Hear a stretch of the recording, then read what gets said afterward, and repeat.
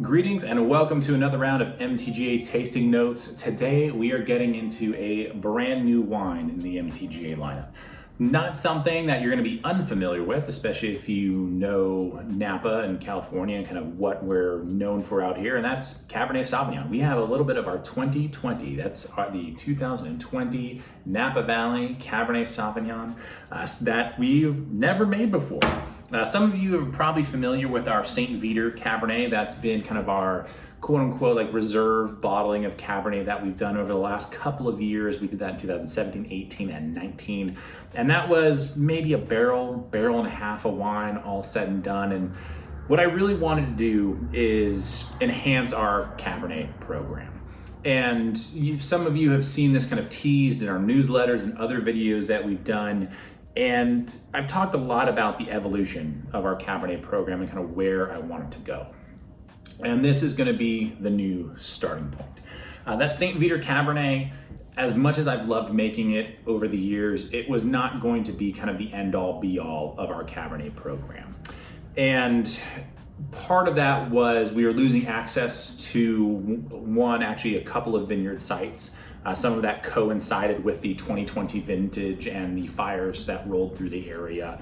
And it also coincided with just me trying to figure out what I wanted MTGA Cabernet to be, how I wanted it to really factor into our lineup when we already have a great red blend and Merlot as kind of our flagship red wines, and the Saint Veeder Cab was kind of this thing that just, I don't know, it's been a good wine. I've loved making it, but it just, I don't know, there's just kind of this X factor that was missing from it. I honestly can't really explain it. It was more of just kind of a gut feeling that I just needed some different kind of creative outlet to take Cabernet into a different style. And this is going to be kind of the starting point for that. Now, we are going to continue to make a Cabernet in that Saint Veeder kind of style, a little bigger, a little richer. That is something that's still aging in barrel that'll get bottled up and likely released next year in 2023. So more to come on that. This Napa Valley Cabernet, I've crafted it to be basically what you would expect from a Napa Valley Cabernet. This is meant to, you can open up this bottle of wine and say, oh yeah, that's absolutely Napa Valley Cab. It's meant to really show off this growing region, how we do things out here, this variety in particular, and basically just be that staple Cabernet to have around.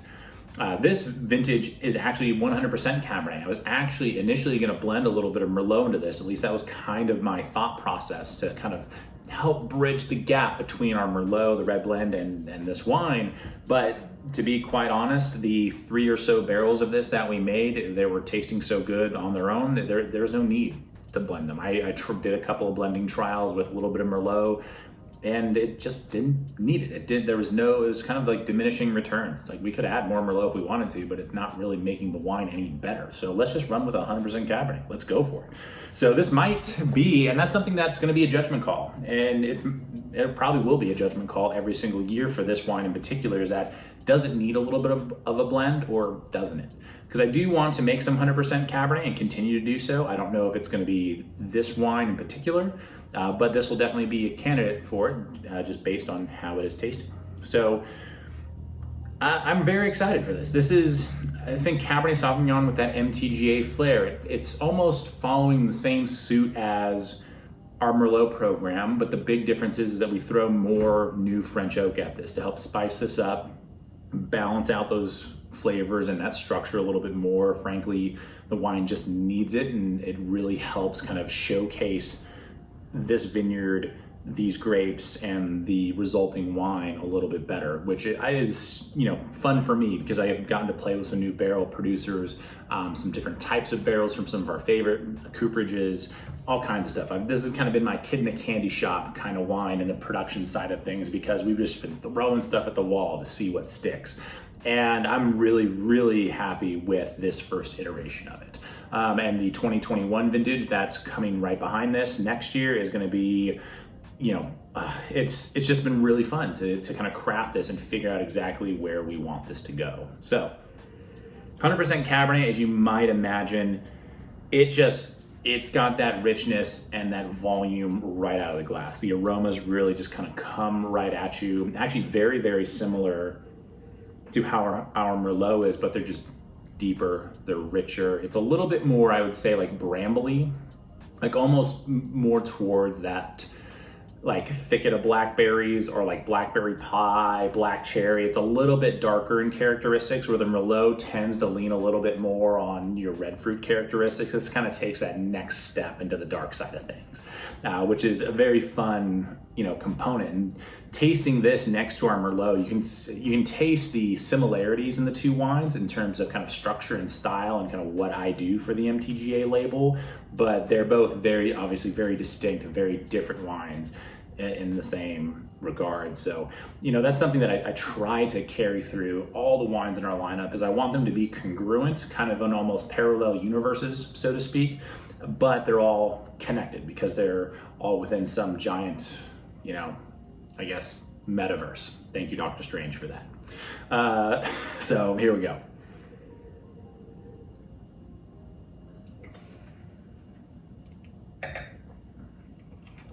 I guess it was multiverse in Doctor Strange, my bad. So multiverse, that's our multiverse of wines. And when you taste this wine, kind of everything we were just talking about carries over.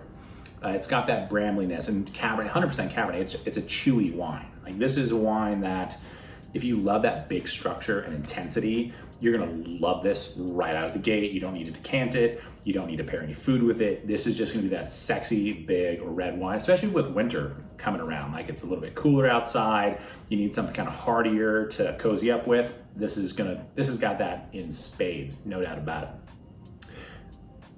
To kind of, play devil's advocate, you let this wine sit around for a little bit, or you pair it with some great food. This can be your meat and potatoes kind of wine as well. This will go amazingly with a really good cut of meat, or just a great meal. Anything that's grilled that has kind of a smokiness to it is gonna be really, really tasty.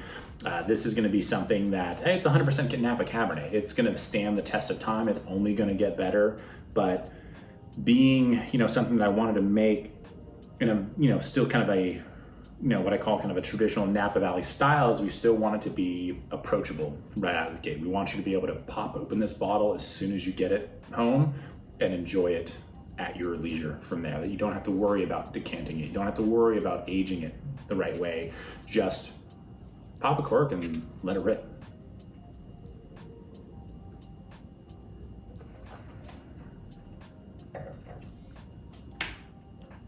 Now, one thing I'm kind of the elephant in the room, this being a 2020 wine, and this is something that I've tried to kind of go through with our red blend that we released in the spring of 2022 as well, is that, 2020 just being what it was with the fires, the question is are there any smoke issues? And the answer is no. I wouldn't bottle this wine if there were any problems with it. And rest assured, that's how we operate out here. If a wine's not to our standards, it simply doesn't get bottled. And this is something that it's a huge point of pride for me, is that I only want to release wines that I would drink myself and that I'm proud of putting out into the ether. So this Cabernet and it shows no signs of any issues from the fires. It was also harvested before the fires, the main fire, the glass fire, started just north of St. Helena towards Glass Mountain Road. And this fruit was already at the vineyard. We were already making wine. There had been smoke in the area from some of the other fires in Northern California and even up towards Oregon. A lot of it, luckily enough, was atmospheric. There was not some of it had settled in and around the vineyards, and it was a matter of, for us, we did some test fermentations to make sure that we didn't see any overt smoke issues right out the gate. We ran labs on the wine to make sure that, there is a particular molecule you can test for to see if you may or may not have smoke issues. So we did our due diligence, don't you worry. We also made sure that we hosed off and rinsed off all the fruit so that any ash that collected on the grapes was gone, rinsed out. We did a pretty quick fermentation on this wine so that it didn't have too much skin contact, just to hedge our bets. And we also did not press this incredibly hard to make sure that we weren't breaking down some of those little things and getting more of it into the barrels as we were barreling down. So we did everything in our power to mitigate a lot of the circumstances of 2020, and I think the end result is something that I honestly couldn't be more proud of, given the challenges that that year presented. Not having access to the winery for about 4 days, after that having to drive through an active fire zone to make this wine, off of a one generator where we could run one piece of equipment basically at a time to do work as best we could.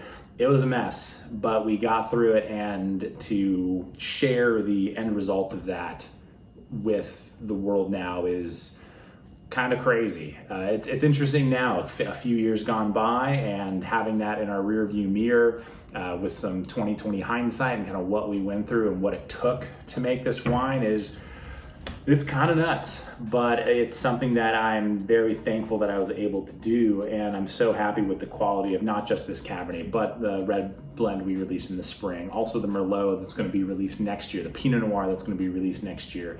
There's a lot more of 2020 coming down the pipeline, albeit we only made about 300 cases in 2020 total. We normally make about 1,200 cases. So we made about a quarter of our overall production from this vintage. This Cabernet made up about 75 cases of that. There's another 50 cases of Merlot, our single barrel Merlot, and the balance is pretty much all Pinot Noir when it's said and done. So there's not a lot of 2020 to go around. I'm a firm believer that those that are opting to bottle their 2020 vintage like we did, there's still gonna be some really great stuff out there to enjoy. I highly recommend trying them and giving them an honest shot, because they are some wines that have just been, in my opinion, from what I've tried of 2020, the very few wines that are being made from that year, they've been pretty rock solid. Maybe a little different because of how we had to adapt our production to the circumstances, but that's vintage variation, and that's what you get from some small producers that aren't trying to make Coke or Pepsi. You're going to get a little bit of variation year in and year out to kind of tell the story of that year and what happened on the farming and the winemaking side of things and how that collided to create that bottle of wine when it's all said and done. So very excited that this is the starting point for our Napa Valley Cabernet program. This is something that will definitely be continuing into the future. And this is going to be hopefully what our Napa Valley Merlot is to our program, kind of the yin to yang of that wine to kind of round out the MTGA lineup and give you all something really big, bold, and just approachable and yummy to enjoy from us. So very excited to share this wine. I hope that you're able to try a bottle of it the next time you're out here, or maybe when we're on the road at some of the events in the coming year or coming months.